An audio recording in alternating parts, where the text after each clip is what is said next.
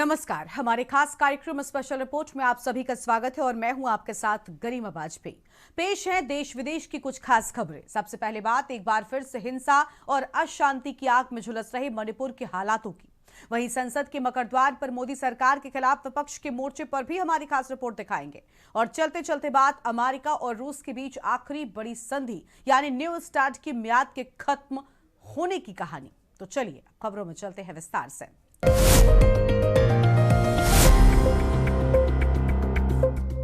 मणिपुर एक बार फिर से अशांति की आग में झुलस रहा है। चुराचांदपुर में भड़की हिंसा ने राज्य के हालातों को और तनावपूर्ण बना दिया है।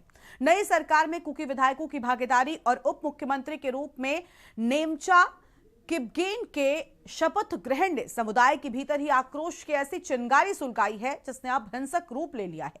कहीं करोड़ों के इनामों का ऐलान हो रहा है तो कहीं सामाजिक बहिष्कार की गूंज है। देखिए हमारी खास रिपोर्ट। मणिपुर में नए डिप्टी सीएम के विरोध में हिंसा। चुराचांदपुर में हिंसक विरोध प्रदर्शन। नेमचा किपगेन के डिप्टी सीएम बनने का विरोध। कुकी विधायकों पर मैतेई गठबंधन से हाथ मिलाने का आरोप। विधायकों पर लाखों के इनाम और सामाजिक बहिष्कार का ऐलान। सुरक्षा बल हाई अलर्ट पर। मणिपुर का चुराचांदपुर जिला जो गुरुवार शाम को एक बार फिर जंग के मैदान में तब्दील हो गया। तुइबोंग मेन मार्केट में सैकड़ों की तादाद में प्रदर्शनकारी सड़कों पर उतर आए और सुरक्षा बलों के साथ उनकी सीधी भिड़ंत हुई। दरअसल गुस्सा इतना था कि युवाओं ने सुरक्षा बलों को वापस बैरक में ढकेलने की कोशिश की। जब बातचीत से रास्ता नहीं निकला तो पत्थरों की बारिश शुरू हो गई। बहरहाल देखते ही देखते पूरा इलाका छावनी में बदल गया। आपको बता दें कि हिंसा की इस ताजा लहर में केंद्र में है नई सरकार का शपथ ग्रहण। नेमचा किपगेन के मुख्यमंत्री बनने के फैसले ने कुकी समुदाय को दोफाड़ कर दिया है। जहां एक धड़ सत्ता में भागीदारी देख रहा है तो वहीं दूसरा इसे विश्वासघात बता रहा है। आक्रोश इस कदर है कि कुछ संगठनों ने खौफनाक फरमान जारी किए। प्रदर्शनकारियों ने इन पर घोषित किया इनाम। डिप्टी सीएम नेमचा किपगेन पर 20 लाख, विधायक LM खाउते व N सेनाते पर 10-10 लाख रुपए के इनाम का ऐलान। प्रदर्शनकारियों का आरोप है कि मैतेई गठबंधन वाली सरकार में शामिल होना उन लोगों के साथ गद्दारी है जिन्होंने इफाल की हिंसा में अपनी जान और संपत्ति गंवाई। मणिपुर में बड़ी हिंसक घटनाएं। 1993 नगा और कुकी समुदायों के बीच जमीन और वर्चस्व को लेकर भीषण जातीय हिंसा हुई। 13 सितंबर 1993 को जौपी नरसंहार हुआ जिसमें एक ही दिन में 100 से अधिक कुकियों की हत्या कर दी गई थी। 1993 मैतेई पंगल मुस्लिम दंगे जिसमें करीब 100 लोगों की जान गई थी। 1997-98 कुकी और पाइटे समुदायों के बीच चुराचांदपुर में हिंसा भड़की। इसमें 350 से अधिक लोग मारे गए और करीब 13,000 लोग विस्थापित हुए। 2015 राज्य सरकार द्वारा 3 नए भूमि और नागरिकता संबंधी विधेयक ILP से जुड़े लाने पर चुराचांदपुर में हिंसक प्रदर्शन हुआ। 2023 से 26 मैतेई कुकी संघर्ष। ये हिंसा मणिपुर के इतिहास की सबसे लंबी और गहरी दरार वाली साबित हुई है। बताया जा रहा है कि इम्फाल में हुई हिंसा में कुकी जोमी समुदाय को भारी नुकसान हुआ। उनके चर्च जलाए गए और संपत्तियां राख कर दी गई।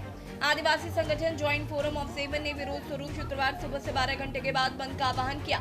वहीं कुकी विधायकों के सामाजिक बहिष्कार की घोषणा ने राजनीतिक संकट को और गहरा दिया है।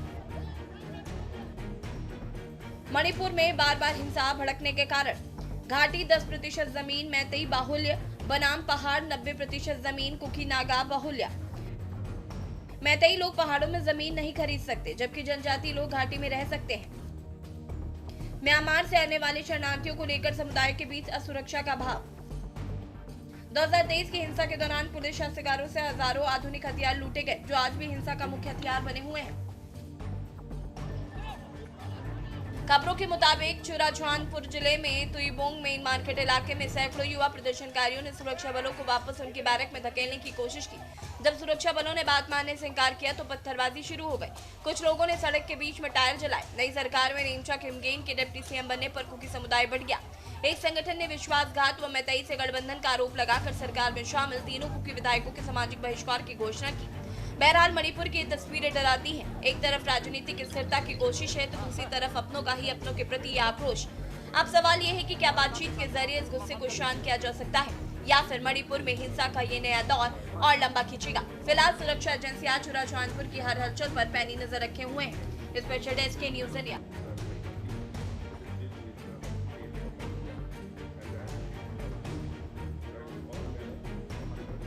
संसद के बजट सत्र में गहमा गहमी अपने चरम पर है। सदन के भीतर शोर है तो सदन के बाहर मकर द्वार कर विपक्ष का मोर्चा है। 8 सांसदों के निलंबन से लेकर भारत अमेरिका ट्रैप डील तक विपक्ष ने सरकार की घेराबंदी कर रखी है। लेकिन इस बार मुद्दा सिर्फ नीतियों का नहीं बल्कि तीखी निजी टिप्पणियों का भी है। राहुल गांधी और रवनीत बिट्टू के बीच हुई तकरार ने इस विवाद में घी डालने का काम किया है। देखिए हमारी एक खास रिपोर्ट। विपक्ष के मकर द्वार पर धरने के पीछे प्रमुख मुद्दे। विपक्ष का आरोप कि सरकार ने नियम 256 का दुरुपयोग कर विपक्षी आवाजों को दबाया है। सांसदों के निलंबन की वापसी तक मकर द्वार पर धरना जारी रखने का संकल्प। राहुल गांधी के नेतृत्व में विपक्ष भारत अमेरिका व्यापारिक समझौतों को ट्रैप डील कह रहा है। राहुल गांधी द्वारा केंद्रीय मंत्री रवनीत सिंह बिट्टू को गद्दार कहना। विपक्ष का दावा है कि जब भी संवेदनशील मुद्दों पर बात होती है तो विपक्षी नेताओं का माइक म्यूट कर दिया जाता है। संसद का मकर द्वार नारों से गूंज रहा है। विपक्ष का आरोप है कि सरकार चर्चा से भाग रही है और आवाज उठाने पर सांसदों को निलंबित कर रही है।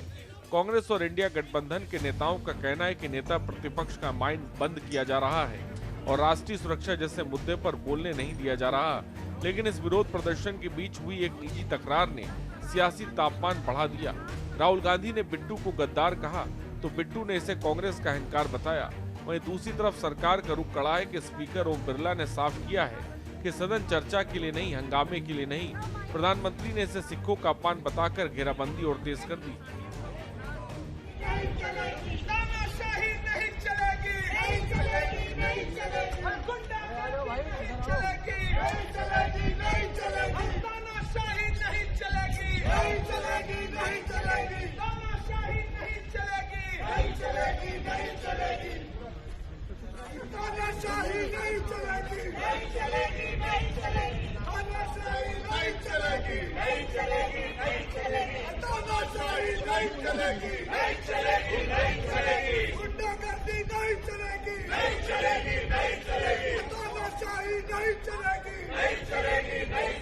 जो उचित समझो, जो उचित समझो, जो उचित समझो, जो उचित समझो, जो उचित समझो, जो उचित समझो, वही करो, जो उचित समझो, वही करो, जो उचित समझो, वही करो। प्रधानमंत्री को उन्होंने लोकसभा में आने से रोका क्योंकि उन्हें प्रधानमंत्री पर हमले का अंदेशा था। हमला किससे?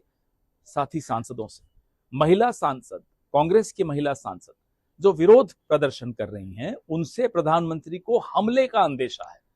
हमले और विरोध में एक अंतर होता है। जिसको लोकतंत्र समझ में आता है वो ये अंतर समझता है, प्रधानमंत्री को नहीं समझ में आता। नरेंद्र साहब, आप किससे नहीं डरते ये बता दीजिए। हमें मालूम है आप चीन से डरते हैं, हमें मालूम है आप एप्स्टीन से डरते हैं, हमें मालूम है आप अमेरिका से डरते हैं, हमें मालूम है आप किसान से डरते हैं, आप नौजवान से डरते हैं, आप किताब से डरते हैं, नरवणे साहब की किताब से डरते हैं, संविधान की किताब से डरते हैं। दरअसल हकीकत यह है कि आप सवाल जवाब से डरते हैं। आपको उन सवालों का जवाब देना नहीं आता। जो सवाल अब आपके पास, आपके सामने आ रहे हैं, वो एप्स्टीन पर हैं, वो नरवणे साहब की किताब पर हैं, वो अमेरिका की उस अजीब सी ट्रेड डील पर हैं। हम पिछले 12 साल यही सोचते थे कि ये साहब जो हैं, ये घर में तो डायर हैं और बाहर कायर हैं। लेकिन आज हम आश्वस्त हो गए हैं, आप घर में भी कायर हैं, आप बाहर भी कायर हैं। एक लिस्ट तो जारी कर लीजिए, आप किससे नहीं डरते, ताकि हमें यह तो मालूम पड़े हमारा प्रधानमंत्री कुछ तो ऐसा है जिससे नहीं डरता। मकर द्वार पर शक्ति प्रदर्शन का गणित, विपक्ष की रणनीति, द्वार की सीढ़ियों पर बैठकर फोटो ऑप करना, अंतर्राष्ट्रीय मीडिया का ध्यान खींचने पर फोकस। सरकार विपक्ष के विरोध को सदन की मर्यादा का उल्लंघन बता रही है। जनता के बीच विपक्ष की छवि विकास विरोधी के रूप में पेश करना।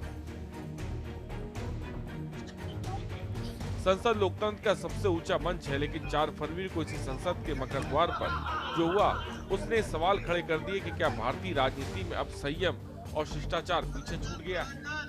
लोकसभा विपक्ष के नेता राहुल गांधी और केंद्रीय मंत्री रवनीत सिंह बिट्टू के बीच हुई तीखी नोकझोंक सिर्फ 2 नेताओं के व्यक्तिगत नाराजगी नहीं, बल्कि उस राजनीति तनाव के व्यक्ति थी जो पिछले कुछ सालों से अंदर के अंदर पक रहा था। घटना उस समय की है जब बजट सत्र के दौरान कांग्रेस सांसद तख्तियां लेकर प्रदर्शन कर रहे थे। राहुल गांधी खुद इस प्रदर्शन में मौजूद थे। इसी दौरान सामने से केंद्रीय मंत्री रवनीत सिंह बिट्टू आते दिखे। राहुल गांधी ने उन्हें देखते ही बिना किसी भूमिका के तीखे शब्द बोले और गद्दार कहा। जरा इसका चेहरा देखो। ये टिप्पणी वहीं खड़े कांग्रेसी सांसदों के बीच ठहाकों के साथ गूंज गई।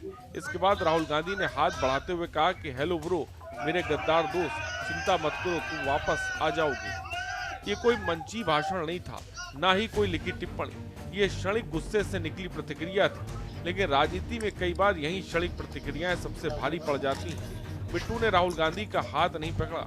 उन्होंने पलटवार कर कहा कि देश के दुश्मन के साथ मैं हाथ नहीं मिलाता और सीधे संसद के भीतर चले गए। यहीं से ये मामला शब्दों की लड़ाई से निकलकर राष्ट्रीय राजनीति बहस बन गया। रवनीत सिंह बिट्टू कोई साधारण नेता नहीं है। वो पंजाब के पूर्व मुख्यमंत्री वीरेंद्र सिंह के पोते हैं, जिनकी 1995 में आतंकवादियों द्वारा हत्या कर दी गई थी। बिट्टू ने 2009 में कांग्रेस के टिकट पर पहली बार लोकसभा चुनाव जीता। इसके बाद 2014-2019 में भी सांसद बने। कुल मिलाकर उन्हें 15 साल तक कांग्रेस का प्रतिनिधित्व संसद में किया, लेकिन 2024 के आम चुनाव से ठीक पहले उन्होंने कांग्रेस छोड़ दी और भाजपा में शामिल हो गए। प्रधानमंत्री जी ये जानते हैं भी कितना बड़ा, जब ऐसी बात कोई जो देश के लिए जिन्होंने शहादत कुर्बानी दी हो, जान हो दी हो, एक सिटिंग चीफ मिनिस्टर ने, ये तो वो लोग हैं जो खुद उसी तरीके से इनका असैसिनेशन हुआ था पिताजी का, इन्होंने तो खुद को अपने आप को भारत रत्न दे दिया था। पर 10 साल ये सरकार में रहे तो वो भी कांग्रेस के मुख्यमंत्री थे सरदार बेअंत सिंह जी। कभी इन्होंने उनका कोई यहाँ पे कोई दिन मनाया हो, कहीं उनकी फोटो लगाई हो दिल्ली में, भारत रत्न की कभी कोई बात की हो? ये तो वो लोग हैं। इसलिए प्रधानमंत्री जी ने जो, मैं समझता हूं, मैं एक हिम्मत होती है जब आपको बड़ा आपके सिर पे हाथ रख देता है तो सारे दर्द दूर हो जाते हैं। और जो देश के लिए काम करने के लिए मोटिवेशन, जो पंजाब के लिए लोगों के लिए काम करने के लिए मोटिवेशन, और मैं और दृढ़ निश्चय से कल मजबूत हुआ हूं। और इसी तरीके से ये गांधी फैमिली से जो देश के दुश्मन हैं उनके साथ हाथों-पाई की नहीं, मेहनत की और सच्चाई की और ईमानदारी की लड़ाई वो लड़ते रहेंगे। पर मैं आज, आप कह रहे हो भी राहुल गांधी जी को कल बालक सबने कहा, आज सुबह से प्रधानमंत्री जी की पाठशाला चल रही है और किस तरीके से कामयाब होना है आपने, वो आज सुबह से बच्चों को बता रहे हैं। अगर कहीं राहुल गांधी भी प्रधानमंत्री जी की पाठशाला में चले जाएं या उसे सुन लाएं तो मेरी ख्याल से राहुल गांधी जी भी जिंदगी में कामयाब हो जाएंगे। ये सच है कि राजनीति में धैर्य सबसे कठिन परीक्षा है, लेकिन संघर्ष, हार, आलोचना और व्यक्तिगत हमलों के बीच कई बार नेता खुद का नियंत्रण खो बैठते हैं। लेकिन संसद परिसर में जैसे स्थान पर बोले गए शब्द सिर्फ व्यक्तिगत नहीं रहते, वे संस्था की गरिमा से भी जुड़ते हैं। ये घटना इसलिए महत्वपूर्ण है क्योंकि ये दिखाती है कि राजनीति असहमति अब औपचारिक बहस से निकलकर व्यक्तिगत आरोपों तक जा पहुंची। मकर द्वार पर जारी ये गतिरोध केवल सांसदों के निलंबन तक सीमित नहीं, बल्कि ये 2026 के आगामी विधानसभा चुनाव के लिए एक नैरेटिव सेट करने की कोशिश है। विपक्ष इसे लोकतंत्र बचाओ की लड़ाई बता रहा है, जबकि सरकार इसे सदन की कार्रवाई में बाधा मान रही है। सदन के गलियारों से शुरू हुई ये जंग अब निजी बयानों तक जा पहुंची। सोमवार 9 फरवरी को जब सदन दोबारा मिलेगा तो देखना होगा कि क्या चर्चा सुचारू रूप से हो पाती है या मकर द्वार का ये संग्राम सदन की कार्रवाई को और ज्यादा प्रभावित करेगा। स्पेशल डेस्क के न्यूज़ इंडिया। वक्त हो चला है एक छोटे से ब्रेक का।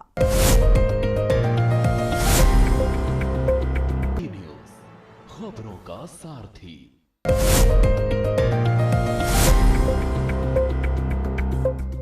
आज दुनिया बेहद खतरनाक मोड़ पर खड़ी है। अमेरिका और रूस, दुनिया के 2 सबसे बड़े परमाणु शक्ति संपन्न देश, अब किसी भी कानून या पाबंदी से आजाद हो गए हैं। परमाणु हथियारों पर लगाम लगाने वाली आखिरी बड़ी संधि न्यू स्टार्ट आधिकारिक तौर पर इतिहास बन गई है। रूसी राष्ट्रपति पुतिन ने 1 साल के एक्सटेंशन का ऑफर दिया था, जिसे अमेरिकी राष्ट्रपति डोनाल्ड ट्रंप ने सिरे से ठुकरा दिया।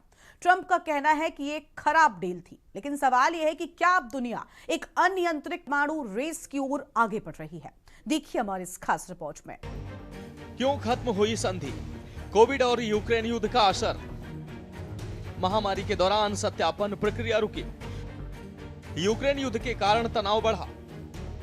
2023 में रूस ने संधि से भागीदारी निलंबित कर दी। क्योंकि अमेरिका यूक्रेन को समर्थन दे रहा था। रूस ने कहा था कि यह संधि अब उसके हितों के खिलाफ है। ट्रंप प्रशासन ने इसे पुराना बताया क्योंकि चीन का परमाणु जखीरा बढ़ रहा है। अमेरिका चाहता था कि चीन को भी शामिल किया जाए, लेकिन चीन ने मना कर दिया।